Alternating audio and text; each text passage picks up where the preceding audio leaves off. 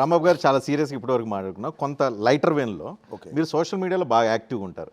మీరు ట్విట్టర్లో కూడా చాలా కామెంట్లు సింగిల్ లైన్ కామెంట్స్ పెడుతున్నారు. మీరు సొంతగా రాస్తారా, మీకు ఎవరైనా టీం ఉన్నారా రాసేవాళ్ళు? నేను సొంతంగా రాసుకుంటాను. క్యాప్షన్స్ బాగా రాస్తుంటారు, మీలో ఈ చతురత బాగున్నట్టుంది. అది న్యాచురల్గా నాకు మొట్టమొదటి నుంచి ఉంది అది. నా ట్వీట్ని నేనే కంపోజ్ చేసుకుంటాను. నా కజిన్ కొడుకు ఒకడు ఉన్నాడు, వాడిని సలహా అడుగుతాను.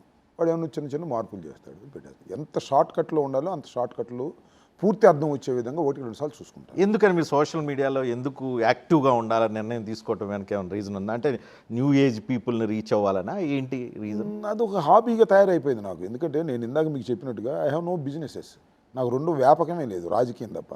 ట్విట్టరు, యూట్యూబు, సోషల్ మీడియాలో అన్నింటిలో కూడా యాక్టివ్గా ఉండేదానికి ప్రయత్నం చేస్తాను. కానీ ఇంటర్నెట్ అంటేనే, దట్టు ట్విట్టర్ అంటేనే టూ మచ్ నెగిటివ్ ఉంటుంది, ప్రతిదానికి నెగిటివ్ ఉంటుంది. అంత నెగిటివ్ ఉన్న ఏరియాలో మీరు వెళ్ళి రోజు వాళ్ళతో తిట్టించుకోవటం మీకు అంత ఇష్టంగా ఉంటుందా? తిట్టే వాళ్ళు ఎవరి కామెంట్స్ వాళ్ళు చేస్తారండి, తిట్టేవాళ్ళు తిడుతుంటారు. ఇప్పుడు నాది అవేమి ఇన్ఫ్లుయెన్స్ చేయవు మిమ్మల్ని? ఏమి నాకు అసలు ఇప్పుడు మీరు ఒకటి గుర్తుపెట్టుకుని, నాది ఒక డైలాగ్ ఉంది, మీరు ఇంతకుముందు కూడా చెప్పా. Either negative or positive always in the screen.